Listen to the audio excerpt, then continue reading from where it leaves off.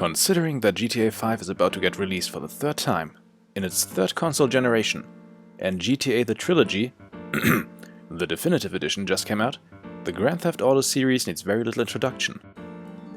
The first two titles were arcade-style 2D games based on getting enough points by causing enough mayhem and doing enough missions to get from one city to the next. But when the third installment made the jump to the third dimension with GTA 3, a more story-driven system was introduced, which we still have today. With Liberty City and Vice City stories on the Sony PSP and Chinatown Wars on the Nintendo DS and Sony PSP, the series was also gathering success on handheld platforms. However, attempts to bring GTA to the small screen go back as far as 1999. The Game Boy Color features both a port of GTA 1 and GTA 2. Unfortunately, both are plagued by terrible controls and visuals and are generally absolutely painful to play. But they exist, and their mere existence is an oddity in itself. But the oddity we are discussing today was released on the Game Boy Advance on the 26th of October 2004, the same day as GTA San Andreas. GTA Advance was developed by Digital Eclipse, the first entry in the series not to be developed by Rockstar North, and one of the few titles that weren't written or produced by Dan Houser. I remember seeing GTA Advance and its silver cover in the store back in the day, wondering what it would be like. The idea of cruising around Liberty City on a handheld was pretty exciting. I had absolutely no idea what to expect since I didn't have internet access back in the day, and I couldn't just look it up. I eventually purchased it in the following months, popped it in my GBA and, well, playing it took some time getting used to say the least. I'll let the footage speak for itself.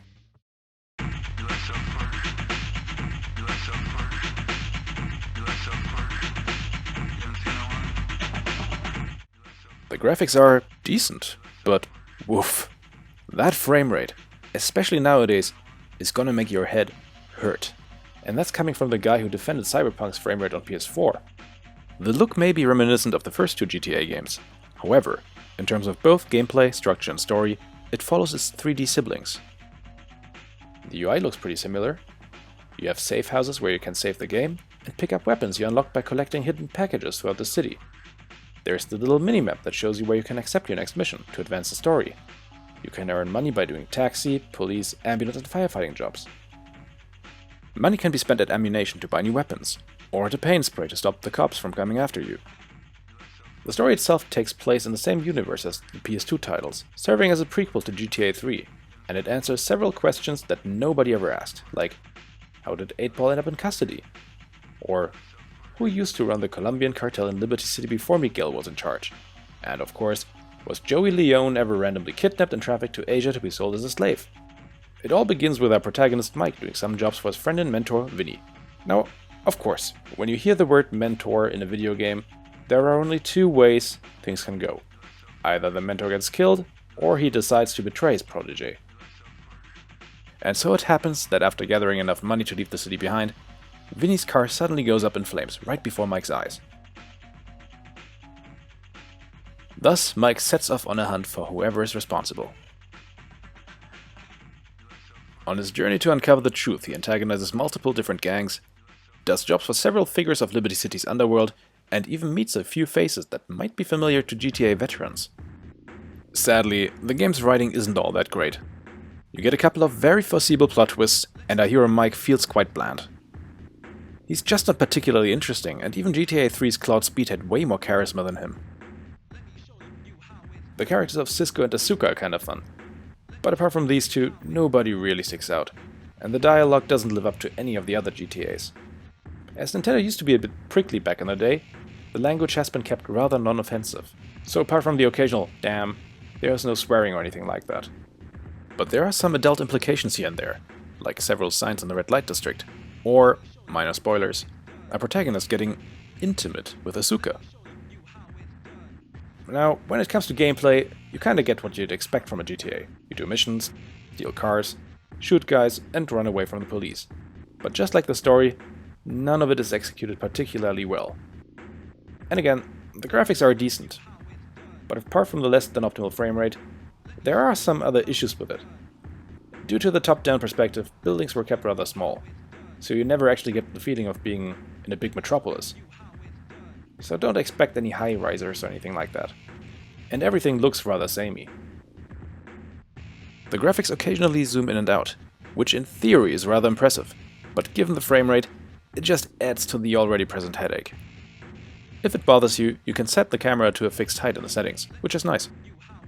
The cutscenes, which usually come at the start and end of a mission, consist of character stills with dialogue being displayed in text boxes.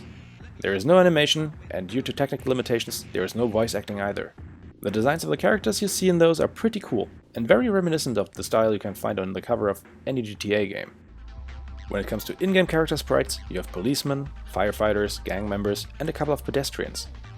But there isn't a lot of variation, unfortunately, and if you meet one of the story characters outside of a cutscene, they're disappointingly always sharing their sprites with generic pedestrians or thugs.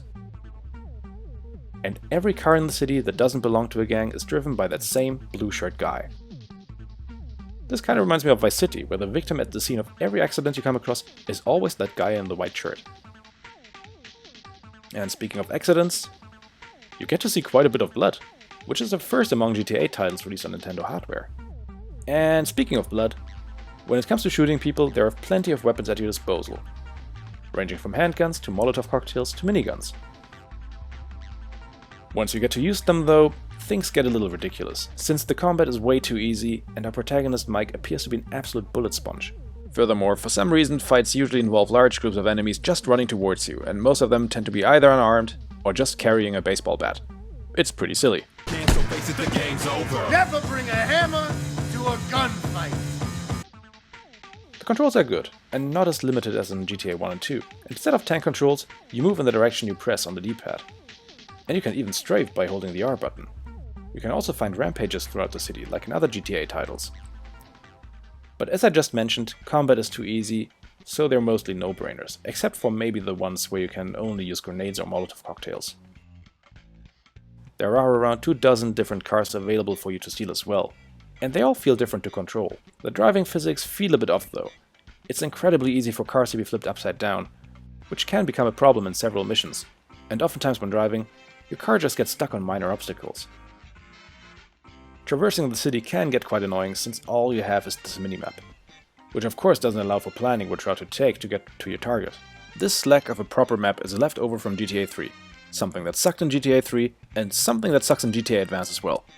This becomes quite problematic in certain missions, since the layout of the city oftentimes feels like it's designed in a way just to mess with you. At least you can listen to some sweet tracks while cruising around the city. So here is a positive aspect about the game. I do like the music. Since this game doesn't have radio channels, you get one song per car. There are only a couple of tracks that loop constantly, so it gets a bit repetitive. And you won't be finding any licensed music, of course, but the music, which is taken directly from GTA 2, is pretty cool. Let me show you how it's done. Let me show you how it's done.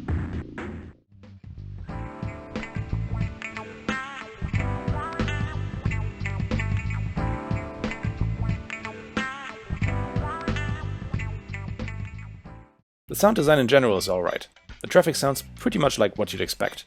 And you get speech samples from NPCs here and there, like when you crash into other cars.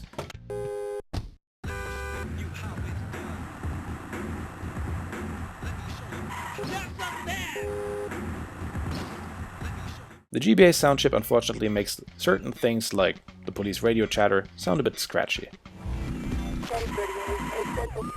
Contrary to the 3D GTAs, you always have only one main mission available at a time, making everything feel more linear, and I don't understand why that was necessary. Most of the missions either feel too easy or just plain frustrating. The ones focused on combat don't really pose a challenge, and the driving ones suffer from the driving physics. In some missions you need to chase after cars and deal enough damage for the driver to get out. But most of the time you ram them in such a way that they flip over, causing them to explode and to fail the mission. A good example of a mission where the lack of a map makes you want to throw your Game Boy against a wall is this one here. To beat it, you have to kill certain gang members who are scattered throughout the city, within a time limit. For example, there is no way for you to reach the targets located in the southwest by just driving south from your starting position. Instead, you have to drive north, west, south, and then west across the bridge. You can pretty much only beat this mission by doing everything in a specific order. If you were given a proper map, allowing you to see which targets are the closest and how you need to drive to get from point A to B, this mission wouldn't be a problem. But the way this works is just infuriating. Overall, there's not much left to say. In summary, the game has not much to offer to fans of the series, as neither gameplay nor story is particularly exciting, and the terrible framerate dampens the mediocre experience even more. It was an ambitious attempt at bringing the GTA formula to the small screen, but they didn't quite succeed at that. It may be better than GTA 1 and 2 on the Game Boy Color, but not nearly as good as any of the GTA games released since GTA 3. If you want to play a handheld GTA, I'd recommend going for either Liberty City Stories or Chinatown Wars. That one in particular does a far better job at combining the top-down GTAs with the 3D GTA structure, also bringing in its own elements, and it's actually really fun to play. Or if you want to have the classic arcade GTA experience on the GBA, I give a slight recommendation at checking out Payback instead. This game is a little hard to get into, but it does a decent job at emulating the old school GTAs. And this one's an oddity in itself because it's a miracle it even runs on the system. I might have a closer look at it at some point in the future. However, overall, I'd say that GTA Advance is still worth discussing, simply because it's a standalone GTA title on the Game Boy Advance, and if that doesn't make it an oddity, or rather an advanced oddity, then I don't know what does. Thank you for watching.